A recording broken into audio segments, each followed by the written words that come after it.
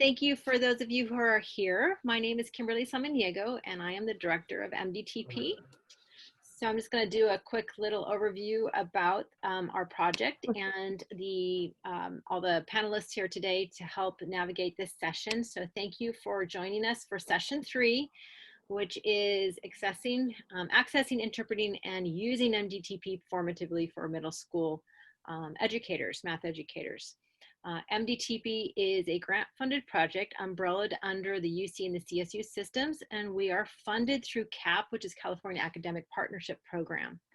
We're very happy to be able to support all California secondary math educators for free, and also extremely happy, I'm very happy that we're able to support your needs now in remote testing due to our current COVID-19 situation. So thank you again for being here.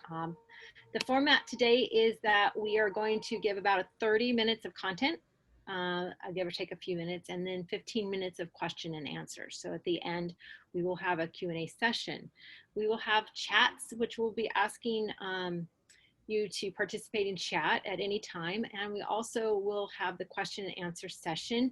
Feel free to log questions in there. And if it's a question that we should say for the end of the session, we will answer it then.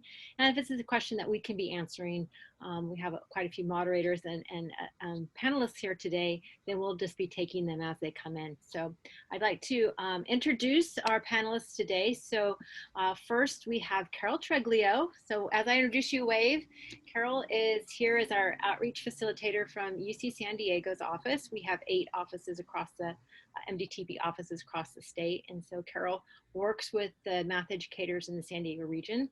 We also have Emiliano Gomez. Emiliano is from Hi, everyone. Region.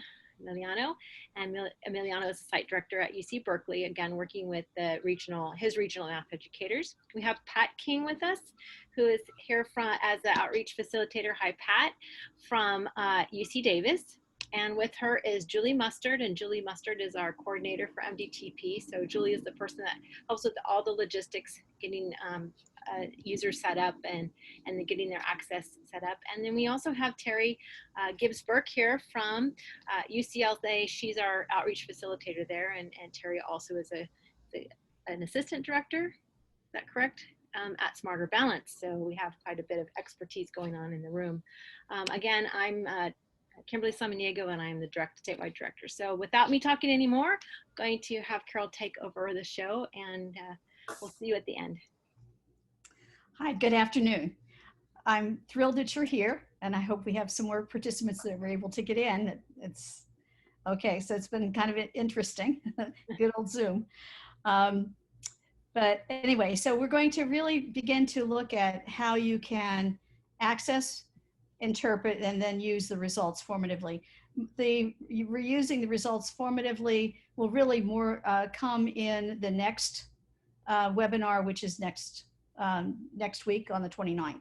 But we are going to take a look at interpreting, heavy duty interpreting, and then I'm going to take you actually to the website. We're going to take a look at some data, and I'll show you some other pieces that you can work with. That's quite nice. When I was a classroom teacher, I taught mostly high school. I did teach a year, I think, in middle school, and the rest of the time in high school. I did use the MDTP as a means of formatively assessing my students. What we have now is a really nice platform that is used that gives you data by the click of the mouse or whatever. So it's very, very nice. And it's very easy to access, and that's what we'll be showing you. Okay, so our agenda today, we're going to basically take a look at the interpreting the data. And so we're going to take a look at 3 pieces specifically. We're going to take a look at topic data, and that gives you the overview. I think of that as kind of the balcony view of your students. It tells you specifically how your students are doing per topic. We can take a look at the item analysis, which is kind of the next step, where we can really begin to identify what are the strengths, misconceptions, unfinished learning, and gaps to some degree.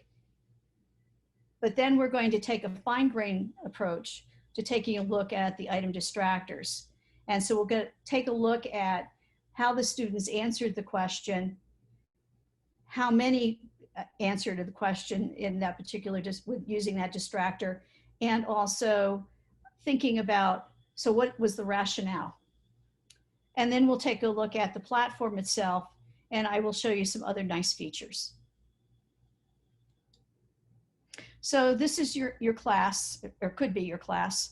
Who knows? Anything goes this year, because it could be hybrid, it could be in class, it could be via Zoom or via some other platform. But this is what you're looking at. Maybe students are individually looking at materials. Maybe they're working with a buddy in what we call pods, or they could be at Starbucks using the internet. So the class is really different this year. And so you really need to kind of take a look at what are those skills that they're coming with, because many of these students have had little to none with respect to instruction from March on. So maybe some of them have, but it could be hit or miss. So it's really important to understand what they're coming to you with. So what we're going to do is think about how we might identify. And so we're going to think about the students, their current math understanding. So it's basically a snapshot of where they live today. So thinking about, what understandings do they have? Even through, if they have a misconception, they have some understanding and gaps in content knowledge. So we need to kind of take a look at identifying those pieces first. Then thinking about, okay, so we've identified what we think is a misconception or a gap, and we need to then find out, so what skill is that, or what content is that, what concept is that, and where did it lie originally, and how is it necessary as a prerequisite for your course? And so what is it about that particular content that we can actually build on or do something about some misunderstandings? The enacting piece is then taking a look at enacting strategies and designing learning experiences to help students with their learning goals. And this is really kind of where we will be next week. We cannot do everything in 30 minutes. So this is where your data lives. You were there in giving the assessment to your students. This is where you put in all of the student information. And this is where you set up your test.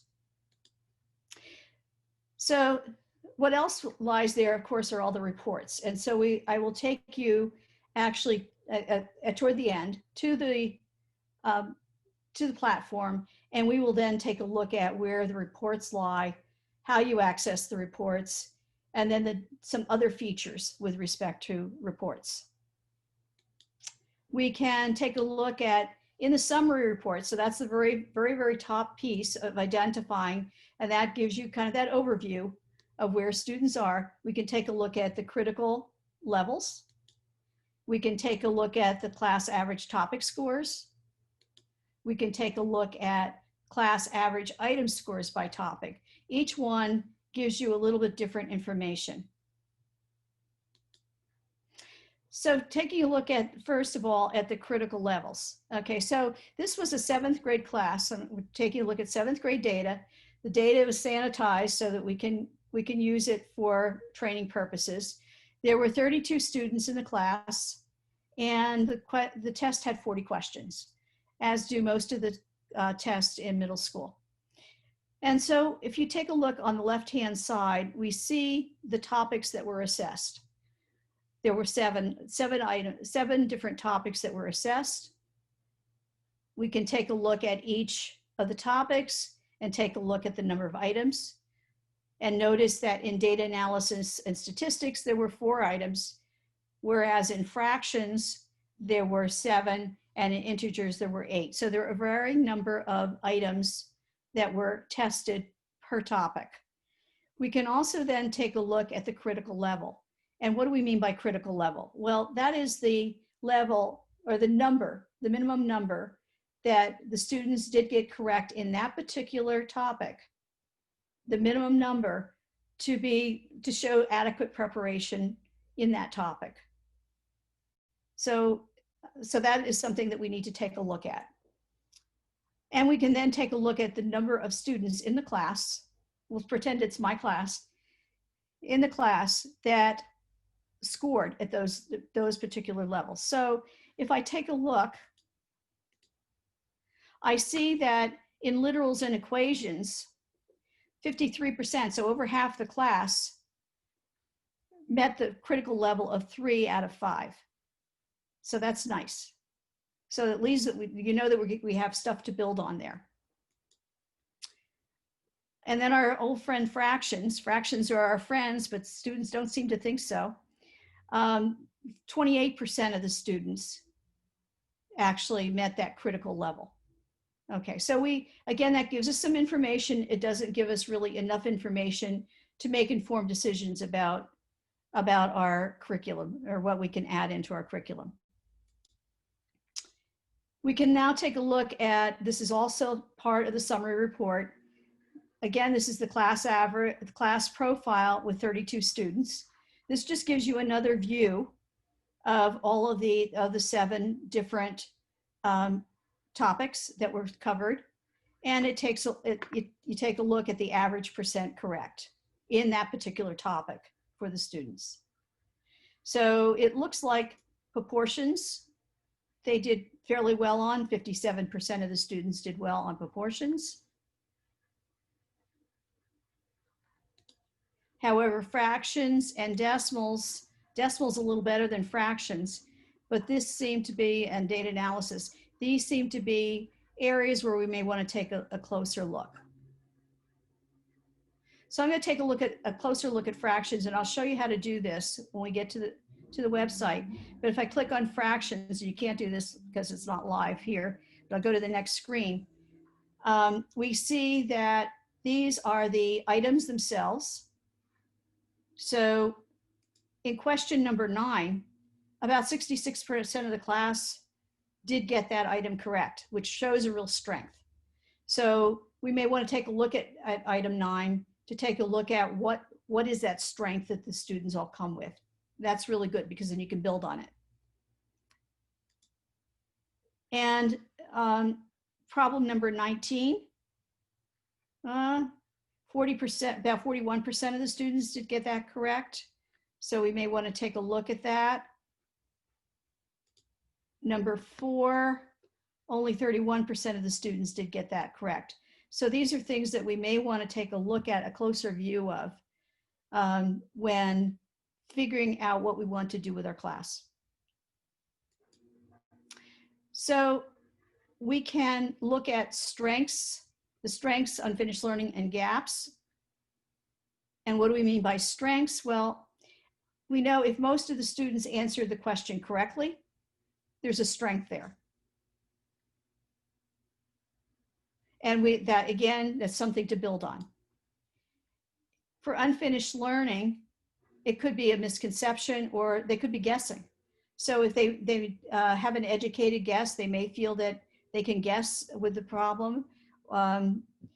And what we're going to see that for misconception, a lot of students will be focused on that one particular incorrect distractor. So we'll really have to take a look at the distractor analysis in order to kind of figure out the misconception.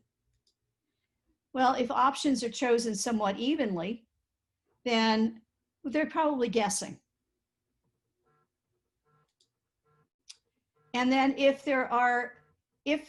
we take a look at the items in the item analysis and we see that a large number of students actually omitted the question, that tells us that there's a gap because they didn't have enough information. They didn't feel that they could answer any part of the question. Okay, so now let's go to the reports, the item analysis piece, and it's going to give us lots of information. It's going to give us the average time. It's going to take a look at percent or number correct. We'll see a selection of distractors. We can see what was omitted. We can see which ones, where they did not finish the test. And then we can then really begin to think about what are those strengths, maybe, and misconceptions, maybe, and unfinished learning. So we're going to, again, this gives us some more general information, a little bit more specific than the summary data. So this is what your item analysis looks like. Okay, and so if we take a look at it, we can notice on the right-hand side, it says export as Excel.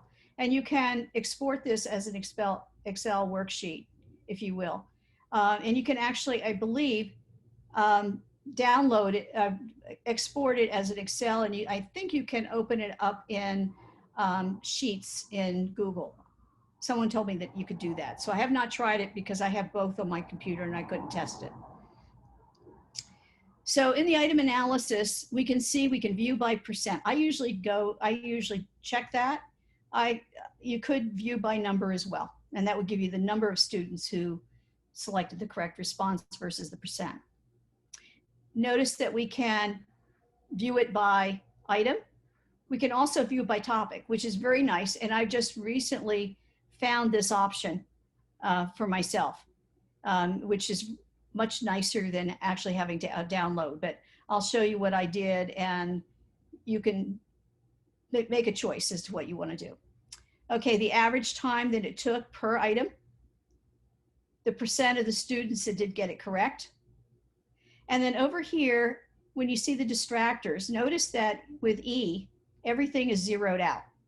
And that's because there are only 4 options for this particular test. And in this particular case, in the first few questions, nobody omitted anything, which is really good. And nobody stopped after 10 questions. They may have stopped later on, but they certainly did not stop after 10 questions. So that's good. So they're all engaged in the test. So if we take a look, let's say at, we want to think about the strengths, the unfinished learning, and misconceptions. So if we take a look at number 1, okay, it took the student 65 seconds to do the problem. There were 78% of the students to get it correct. So yay, it's a strength. It's definitely a strength. When we get to the that particular unit on literal equations, we know that we can take a look at that to see what concept that was, and we can build on it to bridge into the content of this year. And then if we take a look at the distractors, notice that percent of the students that selected that particular distractor, and it shows you that B is the correct solution because it is in green. Okay.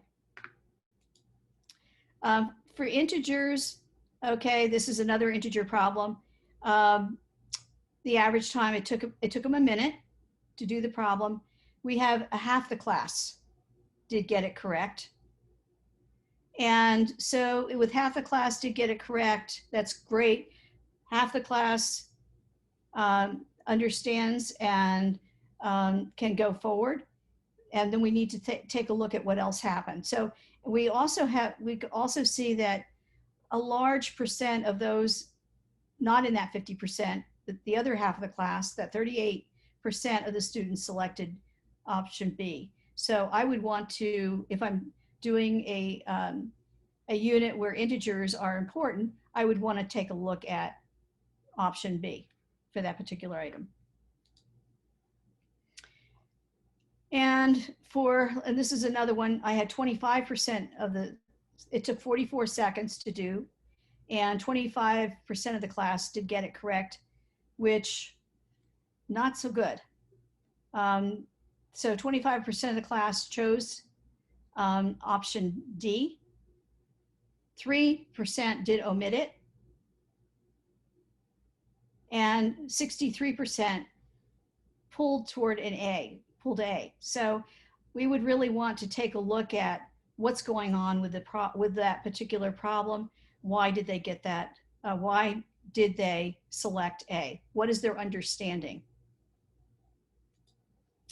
Okay, so you should have it's called the MDTP Item Analysis Guide. I believe these were sent, or a link was sent to you. If not, I believe Kim is putting the link to this particular guide in the chat. So you can just click on that to get a copy of it. It's there. There now, thank you. Thank you.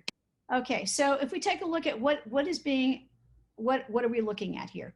Well, we're looking at determining strengths, determining misconceptions, unfinished learning, and gaps. So we're going to take a closer look at, and notice also, it tells you what the focus, you can talk about the focus, but realistically, you can see also here where you might get that data. So determining strengths, absolutely, you can find it from the item analysis. We can also find possible unfinished learning and gaps from the item analysis. For misconceptions and some errors, thinking about those errors, we might want to think about specifically the distractor analysis. So in the item analysis, we can see that of course, with the strengths, most of the students chose the correct solution. And so again, thinking about that particular concept or skill of that item, and thinking about the relevance to the course. Where does it lie in the course? And thinking about how to build on this strength. So what are you going to do? Thinking about what you might want to do in order to build on this strength. If we want to take a look at unfinished learning, okay, so if students omitted an item at a high rate, so it could be 20, 30, could be 100, could be 50, 60% of the class omitted an item, then you want to take a look at what that item is and think about strategies for re-engaging in practice. Because one of the issues is that if there are misconceptions, unfinished learning, and potential and gaps, you really don't have time within the context of your course to reteach. And if they've kind of guessed, remember this is that gap where they've just kind of guessed, and they're evenly selected. They're not exactly evenly selected, because in this case it would be 25, 25, 25.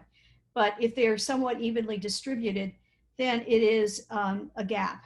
And again, thinking in all of these cases, you're thinking about what is that concept or skill, and thinking about how is that relevant to my course and to the content and to my particular units that are coming up. And so, and then if it's a misconception, a large percent of the students selected an incorrect option. So they were all pulled toward one particular option, or a good percentage of them were. And again, thinking about, so what is that misconception? Are there some strengths within that misconception that you can build on to help the students with the content of your course? Okay, so this is what I did here, and you don't have to do this, and I'll show you why you don't have to do this later on. But when I first learned how to work with this platform, I saw that I could download all of the item item analysis into an Excel worksheet, which is what I did. And then I copied that over again and got rid of everything other than fractions, because one of the things is I'm coming up is a unit on using fractions. So I may be going into proportional reasoning or whatever. So fractions are key to the understanding of the content that I'm going into. So what I'm going to think about is, okay, so here are my items in fractions. I really want to kind of hone in on those. You don't want to hone in on everything all at once, because it becomes overwhelming to you. You want to take it where you need it. So if we take a look here at the items, and we're doing the same thing as we did before. The only thing I would have you notice is that looking at the item, the column for correct. And if you see that in the first case, 31% of the students did get it correct. And so 31% selected C. So this is not quite as nice as from the website because the correct response is not in green. So I'm going to put you to work. I want you to think about, and I'll help you along the way, but thinking about this, what I would like you to do, I want you to go to the chat, and I'd like you to write down the number or numbers that show a strength. And Pat will tell me when they're about 5 and what you've written down.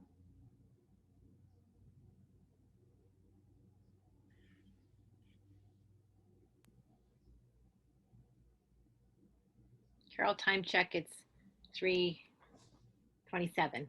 Okay, thank you. Uh-huh. So do we have? Yes, I think you can move on. Okay, thank you. Okay, all right, so how about a gap? Okay, remember a gap is that they've chosen this somewhat evenly. They've chosen the distractor somewhat evenly. Or a gap could be they've omitted it at a high rate. Right.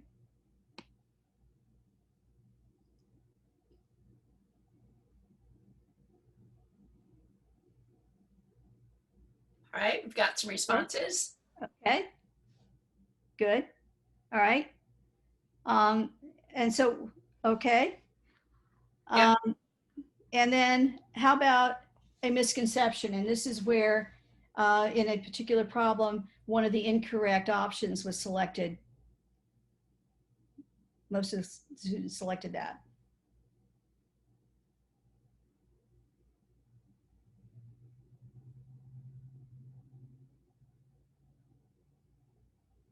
All right, good to go. Okay, great, thank you. All right, so this just gives you a little bit of practice. Okay, so now we're going to take a look at the distractors. And again, we're going to think about categorizing them by strengths, misconceptions, and unfinished learning. We're going to take a look at the rationale for selecting each distractor and why did they select it. And then thinking again about that concept and where it fits in the curriculum. That's really key to all of this because it is formative for you.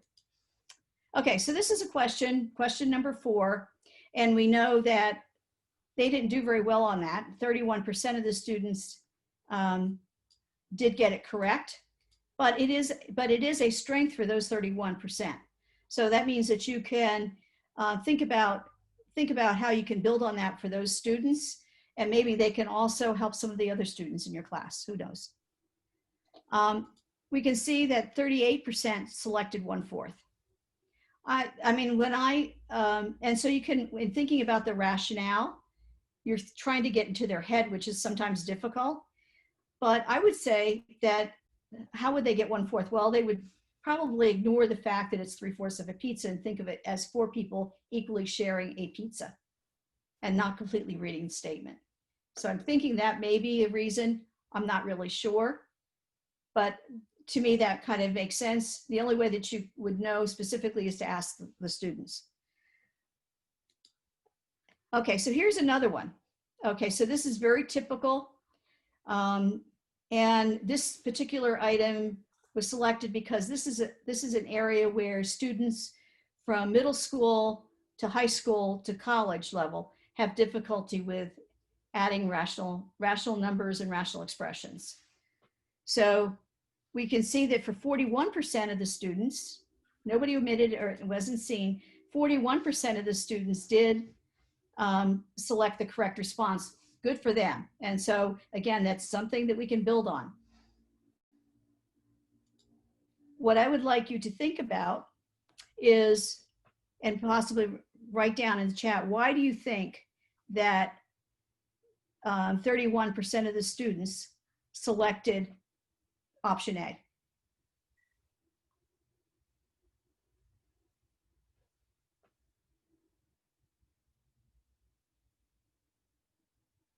Yep, everybody's seen this one. Okay. Move on. Okay, thank you. All right, so for C, For this one, we can see that this is 3/4 divided by 4/5. Great, 53% of the students did get that correct. That's really good. That's a strength for those students. And then we have some of the dribbling around. But so why would, for example, students select B?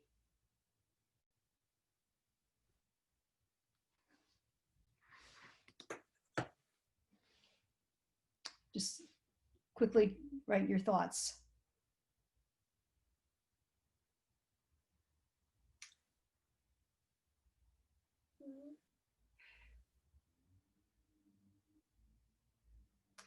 Okay, we have some similar answers, so maybe move on given our time. Okay, thank you. Okay, so I'll just go on. All right, I'll go on into the platform itself. Good. Okay. Oh, and I need to share to new share.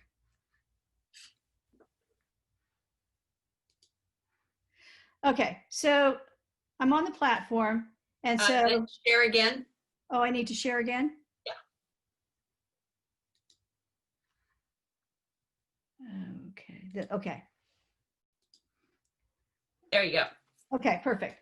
Okay, so I'm on the website and I type in educator readiness and then my email.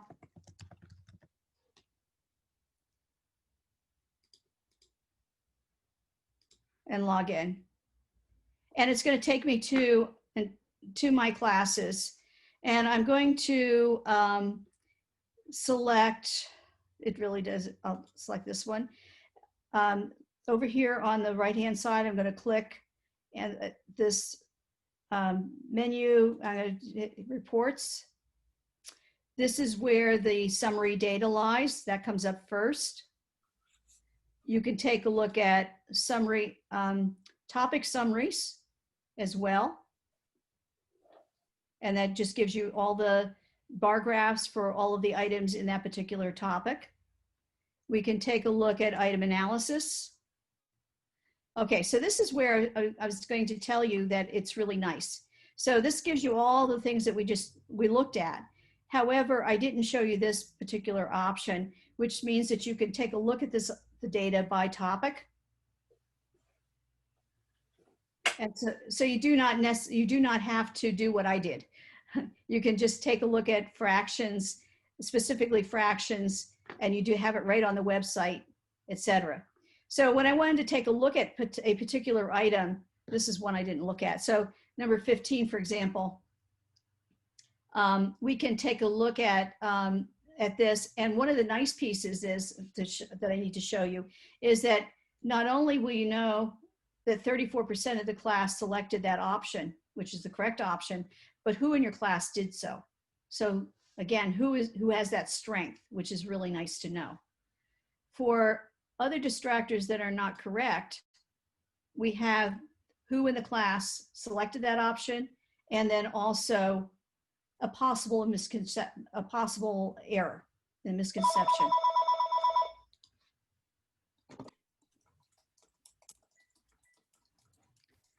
Okay, and we can take a look at also the timing. So we can take a look at the average time per class for each of the items, and we can see which items that they took a long period on and which ones were really short. We can take a look at individual results, which is very, very nice. Okay, so that gives you all the students. Notice that it gives you all this information about what they percent right, their raw score, etc. And then over here, you'll notice that it tells you which of the topics they showed proficiency in, which is kind of nice to know. The other piece, if I were to click on student one, or let me say student two. In student two, I know there's something going on here. I know that they did not finish the test because there's no more time after number 33. They omitted this question and then did not finish it. It gives the diagnosis, basically. which is really the same thing. And you can export the student letter and send it out to email to the students. Or if you're in person, you can give it to them. So that's very nice. Let me go back to where I started. Oops, didn't mean to do that.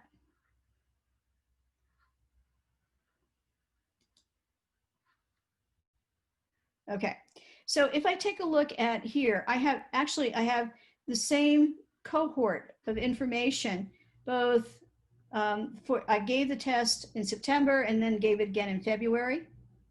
So I'm going to click on both of these. And notice that you have a combined comparison report. Very nice. Because now I see the data from both tests, and I can see where growth happened. So certainly growth happened in data analysis. I can see growth happening in integers and proportions. So giving the test more than once during the course of the year is nice, and you can compare the data to see how well your interventions have worked in the class. Okay, I need to go to new share.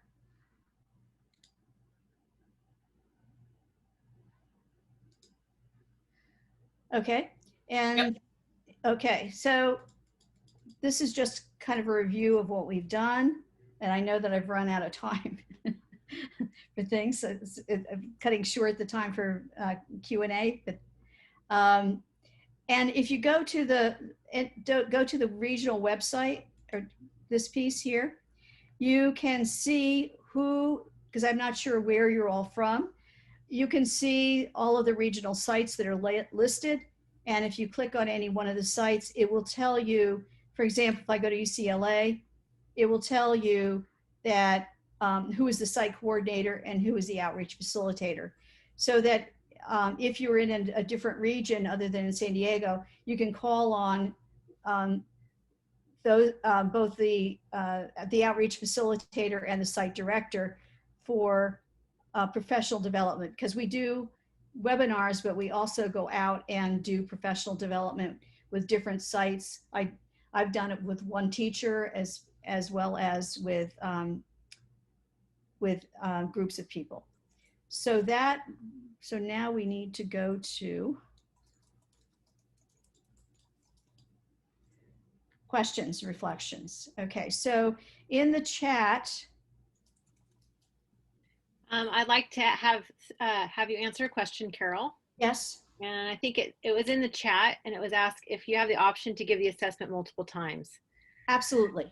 So can you kind of give some ideas about when that can happen? Okay, so what I would suggest is, okay, so I'm going to pretend that I'm the 7th grade teacher. Okay, so I gave it in September, and I then want to know, because I'm going to be doing some things with my class. I'm going to be in each of the units that I'm working on, I'm going to be building in those help for those misconceptions and gaps and so on, as well as building on those strengths, right? So thinking about that, I'm going to want to give it again, maybe December and January.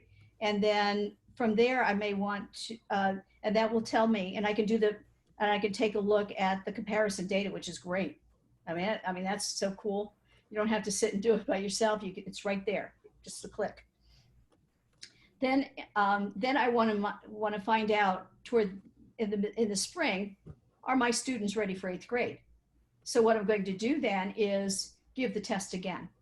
I give it the 8th grade readiness test to see what skills and content they still are a little shaky on, so that I have time between, let's say, February and June to help students along the way, making sure that they get the content of 7th grade, which is a building block for the 8th grade curriculum.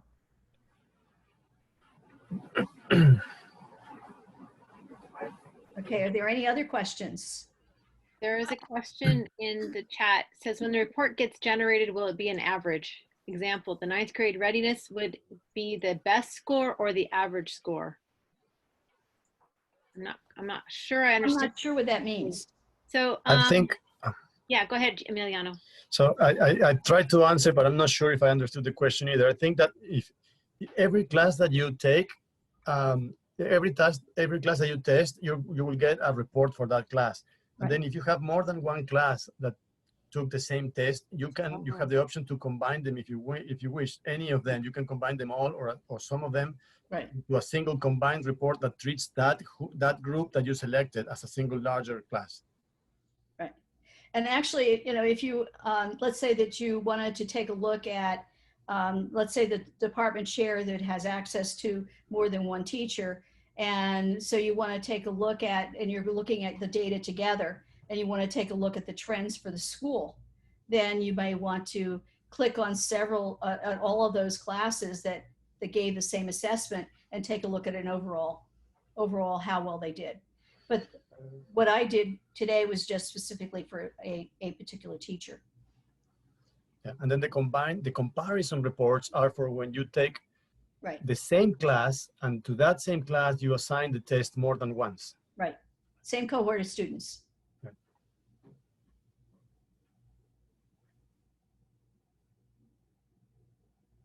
So here's a question. For an individual student, which score will be used for ninth grade readiness in determining what class they may be placed the following year?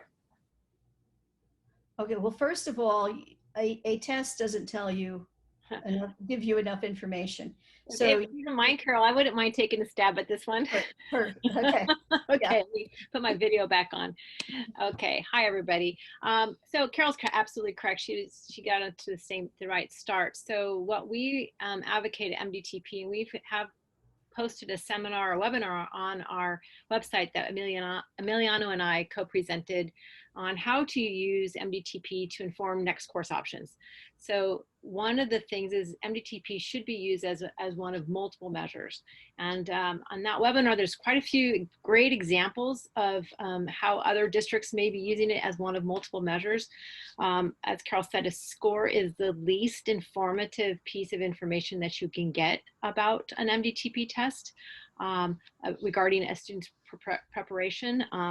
We think that some guidelines are to use topic scores. For example, you could be saying, I have to look and see which they're going to be going into a ninth grade class. So let's say that you have a student who is in an algebra class in the 8th grade and are wondering if they're ready for a geometry class.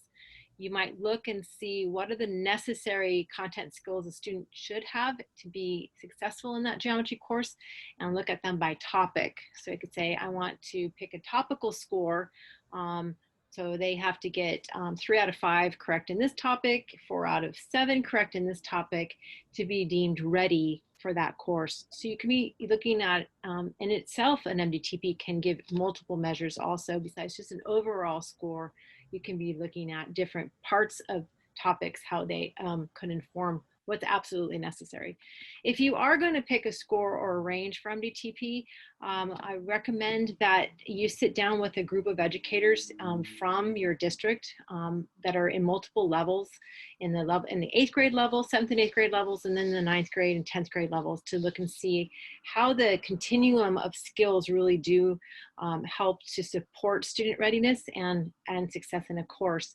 And then you look at the test, the measure that you're using, and you go one by one. Is this first item a yes or no? It's a yes. Every student that's going into class, this class needs to have this correct. You circle it, and you go one by one, all your items, until you get down to the end of the test, and you can count them up, and you can say, okay, we say that out of this 45 item test, X number of items are a definite must. So now you have a place for a conversation about a score.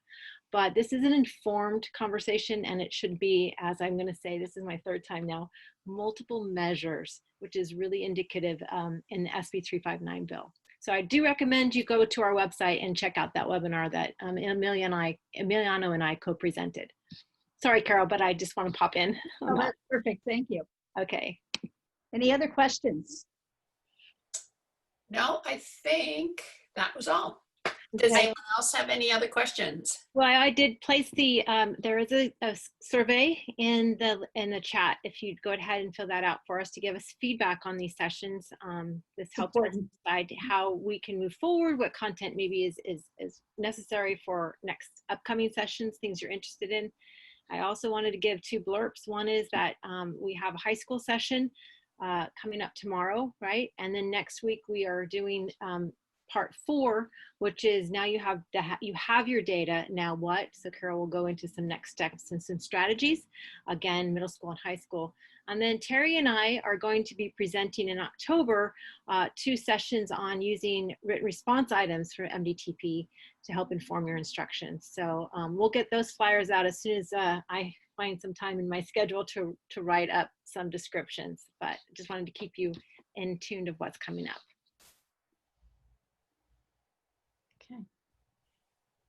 No more questions? We'll hang out here for a few Yeah. minutes. If If you have anybody has questions, questions and you maybe want to turn off your mics and just pop on, that'd be great.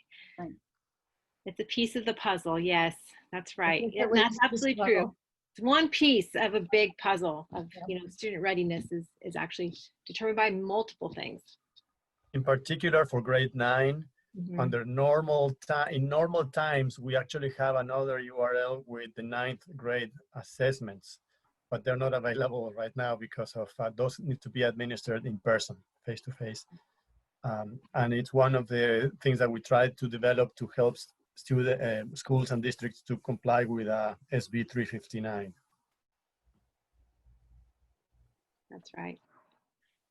Well, thank you very much for attending Thank you. today. We hope that you found the information helpful, food for some thought about how MDTP can support your needs formatively moving forward. And we hope that you join us to see some next steps. Thank you. Thank you, Carol.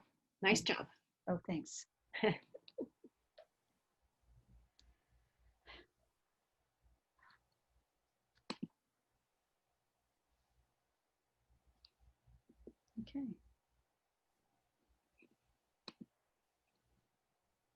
And if you're staying on and you want to ask us anything, you can unmute yourself. We'll be happy to answer any questions you might have. I don't think there are very many there. I still see Mr. Garcia here, and Mr. Garcia. Garcia has had some really great questions, so maybe he wants to ask a few more. Yeah, if you have more questions, please. Oh, I have to allow you to talk. Okay, now you can talk. There we go. I guess I think I was looking at it from the readiness for 9th grade, because I think that's the one we give our students.